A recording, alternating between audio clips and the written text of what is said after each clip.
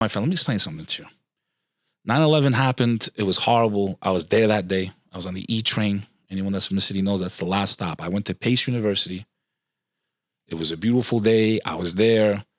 I was excited. I was going to see a girl I was dating at the time. She was waiting for me in front of my school. Did you feel the thunder?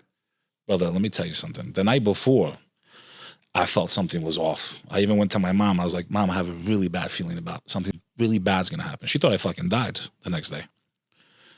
So I get off that train. I'm below the World Trade. I just hear yelling and screaming. And I remember my first thought. I'm 19 at the time. It's my third day of college. I'm young. I had more hair than you. I was skinnier than you. Life has its way, Bradley. Fucking you up sometimes. So I get off the subway. Sure does, doesn't I it? get off the subway. I hear screaming, fucking yelling. I look at this guy. Like, there was a split second. I was like, oh, maybe there's a fight. You know, like that stupid, sometimes people get excited. You know, animals sometimes are much smarter than human beings are. They see fire, they immediately start running. Like, get the fuck, let me get out of here. Human beings are like, oh, there's a fucking fire. Billy, let's go. So there was that split second of stupidity where, oh, there's something probably crazy going on. I can't wait to see what's going on. But I think with wisdom, you start realizing when you hear commotion, you should fucking go the other way if you have half a brain. Oh, Billy, there's a tornado. Let's get it on video.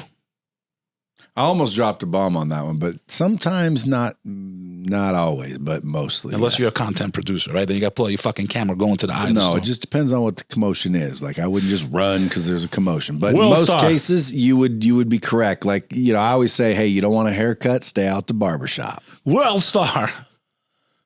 Yeah, so I agree in most cases, but when I drop a bomb, that means in every case, you know, run. You see a problem, run, but not really. Sometimes you shouldn't run. You should freaking do something about it. But most cases, hightail it. But not in this case, dude. In this case, you know, you had nothing you could do. I had to go upstairs, man. I had to get out of there. There's nowhere to go. So I go upstairs and it's fucking snowing outside, but it's 90 degrees outside. How the fuck? I look up. See both buildings on fire. Actually, as I was coming above ground, because remember, I'm sublevels. As I come up, I hear everyone scream again. I realized later when I played the tape back in my mind, that's when the second plane was hitting. So I'm coming up surface level as the second plane's hitting. I don't know how long I was out there, Brad. I froze, man. I see both. I thought they were hit by rockets. I had no fucking idea what was going on. I make it to the front of my school. The phones ain't working. I'm trying to find this chick. I can't find her. The street sense kicked in. I saw a tree. I said, you got to get up high.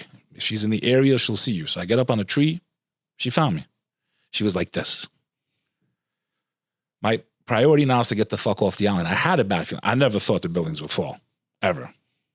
But I just had this bad feeling. I saw Giuliani for the first time in my life across the street, because City Hall's across the street from the college, Pace University. He's looking up at the buildings like this. I'm like, fuck, that's the first time I see him. I mean, I'm across the street for 2 years and I never saw the guy. And now I see him like this. I'll never forget it. Commotion. The Brooklyn Bridge turns into a human walkway. I told her, let's get you the fuck out of here. I told some of my friends, let's go. I got a bad feeling. All right, let's go. No, we want to stay and watch. Some of my other friends. I said, what do you want to see here, man? There's fucking people dying, man. Let's get the fuck out of here. So we get on the Brooklyn Bridge. It turns into this human walkway. And I'll never forget the firefighters, man. They're still coming this way. Now both are going towards the city. Both lanes we're in the middle walking, but then there's the two sides where cars go. They're both going towards the city. It's just the fire trucks, man. Those guys never made it back out, man. A lot of them. So I'm going halfway over. I'm halfway over the first part of the bridge. It's the first and only time I've ever walked on the Brooklyn Bridge, even to this day. The whole earth just starts shaking, man. I look behind, I see the first tower come down. I cried like uncontrollably, brother. I'm not ashamed to admit it. My friends were kind of like in shock, and then when they saw me cry, they started crying. I cried, man, because I'm thinking there's 100,000 people dead, man. 200,000. I'm thinking about, like, I don't know how the damage is. It's just a cloud coming. I got over that bridge, thank God. The cloud never hit us. People were starting to like run and go crazy, but we're like locking arms. We're hearing planes. We're thinking, maybe we shouldn't be on this fucking bridge. They're going to hit this bridge. We don't know what we're on the ground. We don't know what the fuck is going on. I thought it was World War III. I still didn't know what happened. I thought we got hit by, I had no idea, man. Walked 20 miles that day, man. I went to Cross Bay Boulevard in Queens. Any of that's from the city knows. I stayed at the Cross Bay Motel, actually, is what it's called. Right on Cross Bay Boulevard in Queens. Didn't make it home for like 3 or 4 days, man. It was chaos, man. Insane, man. Dude, I would have been shitting my trousers. It was insane, man. Like, that's heavy duty. So you didn't see the planes hit. You saw it was afterwards, and then you just said, let's get the hell out of here. Well, the second plane hit. I'm coming above ground. I never got to see it, actually, but I'm coming above the when ground. you're crossing that bridge, though, I see ground shook. Down, man. Oh, the building fell is what made the ground shake. So when that building Some fell, poor woman, she looked like she was of Indian descent. She just drops in front of me, man. She goes, my husband's in there. I said, ma'am, you don't know that. He probably got out. Just get up. Get up. To this day, I wonder, did he get out? Imagine.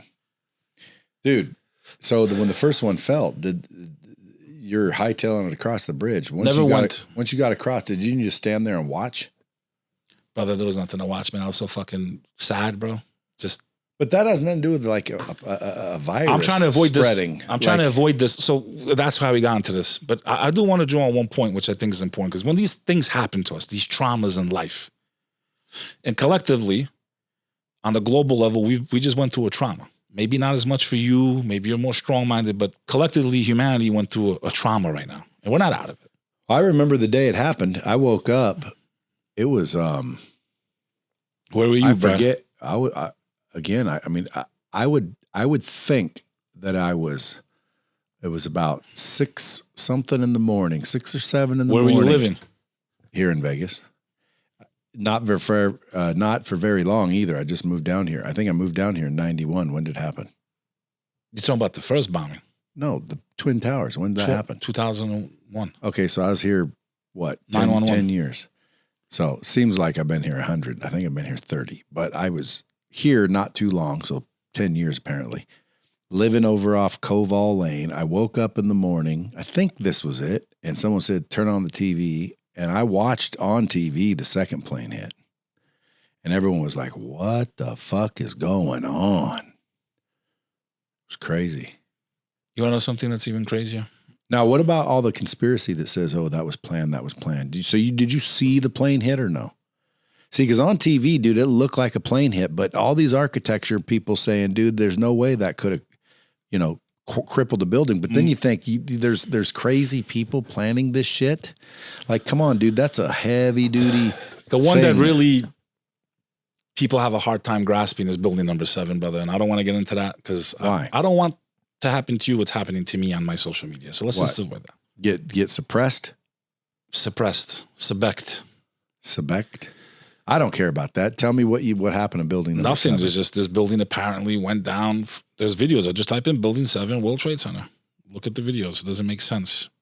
Now, if your shit gets deleted off my YouTube channel, well, no, there's something going on. Well, here's my thing. Because that's how you know. That's how you know, dude. When they're shutting people up, when they're not saying anything except freaking, hey, what their thoughts are, and like they just keep muting, kicking them off, canceling them, and all they're saying is what their opinion is. It's nothing major.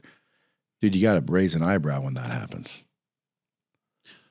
My best friend's mother she's retired now, fucking brilliant woman. First deputy commissioner, Department of Buildings. And I had a very long talk with her about what she thought. She investigated the cranes when they collapsed in New York. I mean, the woman, she wrote the construction code in New York City. That's literally my best friend's mom. And she thinks 100% that the official story is the correct story from an architectural perspective. But meanwhile, there's also like those other groups you're talking about. Yeah, well, architects and engineers for 9/11 Truth, supposedly. It's just like Bill Cosby, dude. Like, it's fun to listen to the conspiracy theories, and then they find out it wasn't a theory at all. But at the end of the day, I don't know. And I don't react to shit that like is hypothetical and or possible. I worry about what's in my vicinity. You know what I mean? If I saw someone stealing a child, I'm going to I don't care if I get killed. You got to smash the cheekbones when you hit. All I'm saying is if I see somebody like trying to steal a child in my view, I don't care whose child it is. I don't care what's happening. I'm getting involved. That's why when I said, if I see a commotion, sometimes I'd get involved. Like, I don't give a fuck. What do you think when you, like, what could you have done? Do you think everyone should have like went in there to help people? Or do you think the wise thing was like, get the fuck away and let the pros do it? That First and foremost, if I was in those buildings, I would hope that I would have thought, first of all, that I was below the levels that were hit, right? Because you're fucked. You're above that, you're done anyway, right? There was no way you were getting out of there. But See, they didn't know it was collapsing either, because if they did, guess what? I'd have ran through the fucking fire. Like, if I knew that thing was tanking, dude, talking about, I don't care. I'm running through the fire. You're talking about 3-4 floors that are gone. Like, you literally have to jump 20, 30 feet probably, maybe even more. Well, then what was connecting it? Not much. Something was. The plane only tore open. Yeah, there must have been. I'd have went to the other side or something. Poor fuckers, man. Oh, dude, there was people. You know what's falling. crazy, man? Yeah. There was people jumping. Yeah, trust me, I know. But you know what What I did do a lot of after 9/11 was a lot of soul searching, man. A lot of thinking, right? And it's, I'm 19 at the time, man. 19, you think you know fucking nothing, bro. I'm 39. I'm saying right now, the smartest thing I can say is I still know nothing, man. It's when you're arrogant, you think you know too much, so you really don't know shit. But looking backwards, it was a very valuable lesson. I never went to the fucking top of the World Trade Center, man. I had it right there. I'm in New York City my whole life. People came from fucking Hong Kong, Shanghai. They were from all over the world. They went up to the top of that building. I did. I had it right there. All I had to do was touch a fucking button and go to the top. But I did what so many young people do, Brad. They take the opportunities that they have, their youth. I did the same thing. I'm guilty of it. The time and the resources that they have, that there's always going to be a tomorrow, and then things that are beyond our imagination can happen, that anything can happen, and that you might not have a fucking tomorrow. It's like that scene in Rocky where he's training and when he's going to fight Mr. T again. And he goes, he's just not into it. And he's like, tomorrow. And Apollo Creed goes, there is no tomorrow. There might not be a tomorrow. If you got the chance to do something now, there was people that said goodbye to their families that they didn't fucking know they're never going to not see them again. So that's, to me, was the greatest lesson of that day at a young age, that this life is a flash in the pan. You don't know if you got tomorrow, man. You don't know if you're going to see that person that you fought. Was the fight worth it with that family member that you're not talking to? Is it really that? Is it that worth it? Because the worst thing in the world is regret, Brad. Something that you'll never be able to change. That you got to carry in your soul for the rest of your life. And there's only very few things that can hurt you like that. I'm talking about people you love, family. Be the bigger fucking person, man. There's a good none. Be the bigger person. There's a bomb. We'll drop a bomb on that one.